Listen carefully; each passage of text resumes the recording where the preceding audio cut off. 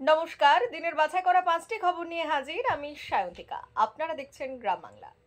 ISF police ধস্তাধস্তি, ব্যাপক উত্তেজনা। রাস্তা সারাইয়ের দাবিতে বুধবার হাওড়ায় ইস্ট ওয়েস্ট বাইপাস রোড অবরোধ করলেন আইএসএফ কর্মীরা। অবরোধ তুলতে বল প্রয়োগ পুলিশের। অবরোধ তুলতে গেলে পুলিশের বাধা দিয়ে ধাক্কাধাক্কি করার অভিযোগ ওঠে। ঘটনাকে কেন্দ্র করে চলতে থাকে উত্তেজনার পারদ। দেখুন, এটা হাওড়া কর্পোরেশনের 25 নম্বর ওয়ার্ড, 20 নম্বর ওয়ার্ড, বেরেলিয়াস রোড। এই রোডের রাস্তা দীর্ঘ 1 বছর খুবই খারাপ, 5 বছর থেকে খারাপ আছে, 1 বছর খুবই খারাপ হয়ে গেছে।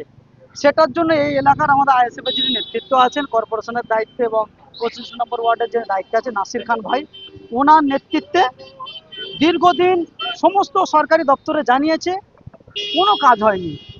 লাস্ট শেষমেশ যেটা আজকে ওনারা করেছেন, গণতন্ত্র পদ্ধতিতে পথে নেমে আন্দোলন করছিলেন, কিছু সংখ্যক মানুষকে নিয়ে পথে নেমে আন্দোলন করছেন। যখন কোনো ডিপার্টমেন্টে লিখিত দিয়ে কাজ হয়নি, পথে নেমে আন্দোলন করছিলেন, সেই সময় মানে হাওড়া সিটি পুলিশ এসে আমাদের নাসির ভাইকে এবং কিছু কর্মীকে মারধর করে নিয়ে গিয়ে অ্যারেস্ট করেছে। আমি থানায় গিয়েছিলাম, অ্যাডভোকেটকে নিয়ে থানায় গিয়েছিলাম। 4 জনকে অ্যারেস্ট করেছে, নাসির ভাই সহ। অভিযোগ যেটা করেছে, আমি যেটা জানতে পারলাম, ওসির সঙ্গে কথা বললাম, অ্যাডভোকেটকে নিয়ে গিয়েছিলাম।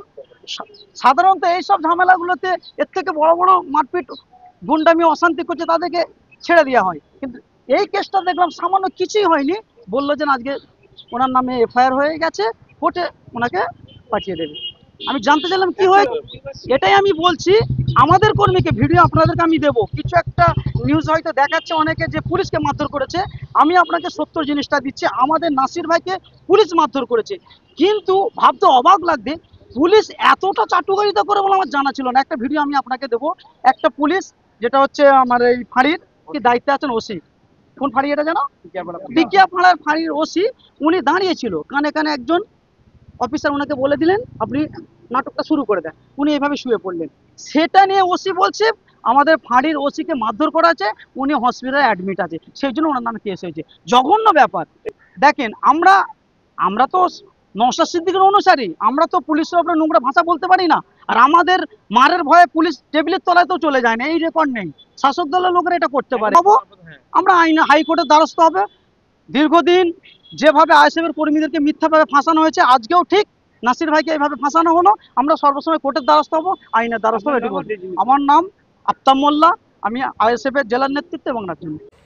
আসছে পরবর্তী খবরে। কালিয়াগঞ্জ রেলপথ সম্প্রসারণের লক্ষ্যে জমি অধিগ্রহণের কাজ শুরু হতে চলেছে। পাশাপাশি বালুরঘাট হিলি রেলপথ সম্প্রসারণে রেলপথ স্থাপনের কাজ দ্রুত শুরু হবে বলে জানালেন বালুরঘাটের সাংসদ তথা কেন্দ্রীয় মন্ত্রী সুকান্ত মজুমদার। দেখুন, এটি অত্যন্ত আনন্দের খবর। বুনিয়াদপুর কালিয়াগঞ্জ এই যে রেলওয়ে, তা উত্তর দিনাজপুরবাসী এবং দক্ষিণ দিনাজপুরবাসী এই দুই জেলার লোকেদের বহুদিনের স্বপ্ন।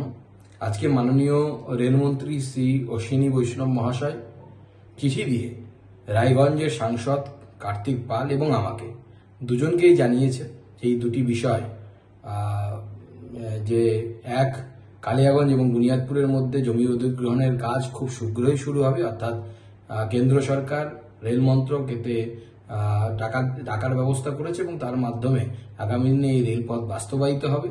এবং তার সাথে সাথে বালুরঘাট হিলি এই যে রেল প্রকল্প, সেই রেল প্রকল্পেও প্রায় 15 কিলোমিটার মতো রাস্তা জায়গা অধিগ্রহণ সম্পন্ন হয়েছে এবং আগামী দিনে এখানে রেল লাইন পাতার কাজও শুরু হবে। দক্ষিণ দিনাজপুরবাসীর ক্ষেত্রে বিশেষ করে আমি উল্লেখ করব, এই দুটি রেল প্রকল্প অত্যন্ত স্বপ্নের ছিল এবং আমারও খুব ভালো লাগছে। এবং আমি এই বিষয়ে আমাদের রায়গঞ্জের যিনি সাংসদ কার্তিক পাল, তার ভূমিকা অত্যন্ত সদর্থক ছিল। সেও বহুবার প্রচেষ্টা করেছে, আমার সাথে মাননীয় রেলমন্ত্রীর সাথে দেখা করেছে এবং মাননীয় অশ্বিনী বৈষ্ণবকে আরও একবার ধন্যবাদ জানাই এবং জেলাবাসীকে অভিনন্দন জানাই। এবং তার সাথে সাথে উত্তর দিনাজপুর এবং দক্ষিণ দিনাজপুর, যা একসময় একসাথে পশ্চিম দিনাজপুর জেলা ছিল, এই সমগ্র জেলাবাসীকে আমার তরফ থেকে অনেক অনেক অভিনন্দন। কাজটা তাড়াতাড়ি হওয়ার কথাই বলবো। আর কিরকম লাগছে? কাজ ভালো। এই দিক দিয়ে গেলে রেল যদি হিলি যায় কি সুবিধা হবে আপনারা? সুবিধা আছে, আমাদের এদিকার গ্রামের লোকগুলোর সাইড দিয়ে যাতায়াতের। আপনাদের কিরকম লাগছে, কি বলবেন? না, আমাদের এদিক দিয়ে রেল গেলে বা রেল স্টেশন হলে আমাদের ব্যবসা বাণিজ্য যাতায়াত সব দিক দিয়েই আমাদের সুবিধা হবে এবং আমরা নিজেরাও উপকৃত হব, আমরা এইটুকুই বলার। আজকে বাঁকুড়ার একটি গুরুত্বপূর্ণ খবরে। বাঁকুড়া সমবায় সমিতির পরিচালন সমিতি নির্বাচনে সবকটি আসনে বিনা প্রতিদ্বন্দ্বিতায় জয়ী শাসক দল তৃণমূল। বিজেপির দাবি, অগণতান্ত্রিকভাবে বল প্রয়োগ করে জয়ী হয়েছে তৃণমূল। 26-এর বিধানসভা নির্বাচনে সেই সুযোগ থাকবে না বলেও দাবি গেরুয়া শিবিরের। আগামী বিধানসভা নির্বাচনের আগে তালডাংরার পাঁচমুড়া গ্রাম পঞ্চায়েতের দেউলভিড়া সমবায় কৃষি উন্নয়ন সমিতির নির্বাচনে তৃণমূলের এই সাফল্য বলে জানা গেছে। আজকে এই দেউলভিড়া সমবায় সমিতিতে তৃণমূলের জয় জয়গান, আপনারা সবুজ অকাল হোলিতে মাতলেন, কি বলবেন বিষয়টা?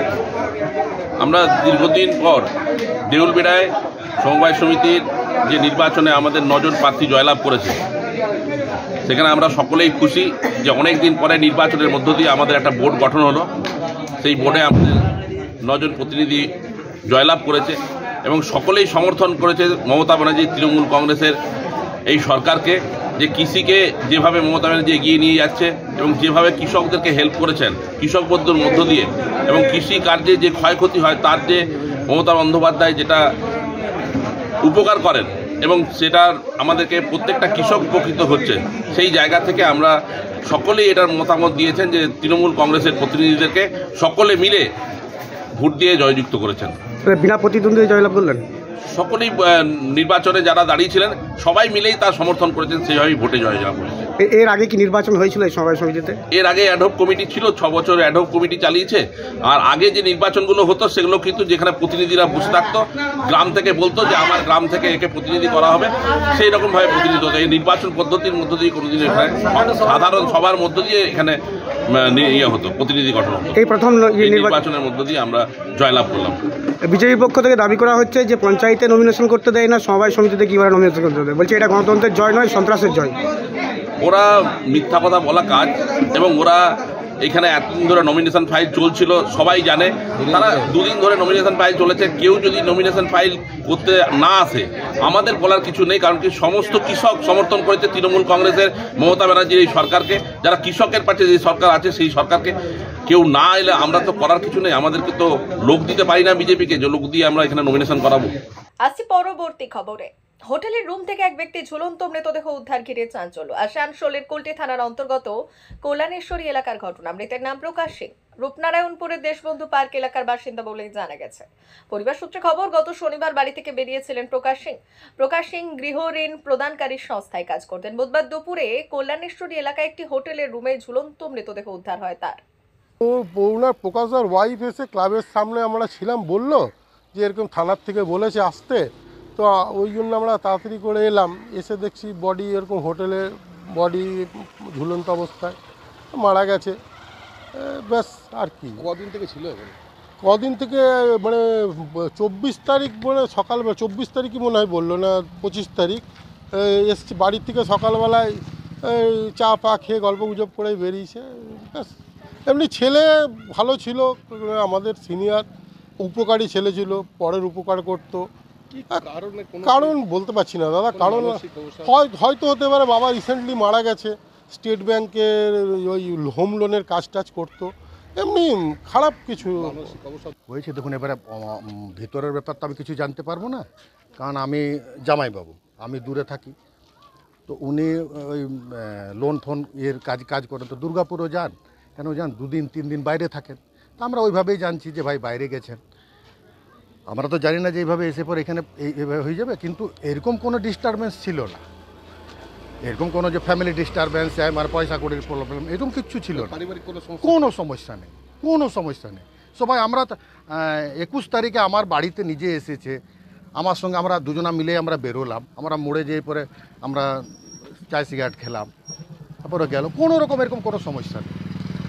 লেকিন তাও হঠাৎ এরভাবে কি, বাবা কিছুদিন আগে মারা গেছেন, 1 মাসও হয়নি এখনো। কবে থেকে ঘটনা ঘটেছে? আমরা এই 1:15 নাগাদ ভাবে বসেছিলাম, ওনার মিসেস এসে বললেন যে এরকম থানা থেকে ফোন করেছে, ইমিডিয়েট আমাদের ওখানে যেতে হবে, দরজা বন্ধ অবস্থায় আছে। তো মিসেসকে জিজ্ঞেস করলাম প্রকাশ কবে বেরিয়েছে, বলল 2 দিন আগে, শনিবার দিন মনে হয় ঘরের থেকে বেরিয়েছে। তো এখানে কোথাও ঘরে চা খেয়ে ছেলেদের সাথে বউয়ের সঙ্গে কোনো কিছু ঝগড়াঝাটি কিছু হয়নি, কিন্তু এমনি বেরিয়ে যায়। তো ও সাধারণত কাজ করে, মানে প্রাইভেটের কাজ করে, তো স্টেট ব্যাংকের হোম লোনের কাজ করে। তো আমরা ভেবে বউ বসেছে হয়তো কোথাও আছে, এর আগেও 2-1 বার এরকম ঘরের বাইরে গেছে, তাতে চলে এসছে, কোনো কিছু আমরা খারাপ পাইনি কোনো জায়গা থেকে, কিন্তু আজকেই হঠাৎ শুনলাম যে এরকম ব্যাপার ভেতরে। আসছি আজকের একেবারে অন্তিম খবরে। প্রতি বছরের ন্যায় মহাশিবরাত্রিতে বালির কল্যাণেশ্বর শিব মন্দিরে পুজো করলেন বেলুর মঠের সন্ন্যাসী মহারাজরা। প্রায় 400 বছরের ইতিহাস বহনকারী বালির এই কল্যাণেশ্বর বাবার মন্দির বালির কল্যাণেশ্বর তলায়। কথিত আছে, ঠাকুর শ্রী শ্রী রামকৃষ্ণ দেব বলেছিলেন যে এই কল্যাণেশ্বর শিবলিঙ্গ জ্যান্ত শিবেরই এক প্রতীক। বেলুর মঠ কর্তৃপক্ষ সেই রীতি মেনে চলেছেন। এদিন বুধবার রামকৃষ্ণ মঠ এবং মিশনের মহারাজরা এই মঠের বহু সন্ন্যাসী শিবরাত্রিতে শিবের আরাধনায় মেতে উঠলেন। দিনের বাছাই করা 5টি খবর নিয়ে হাজির থাকবো আমি, আর সঙ্গে থাকবেন আপনারা।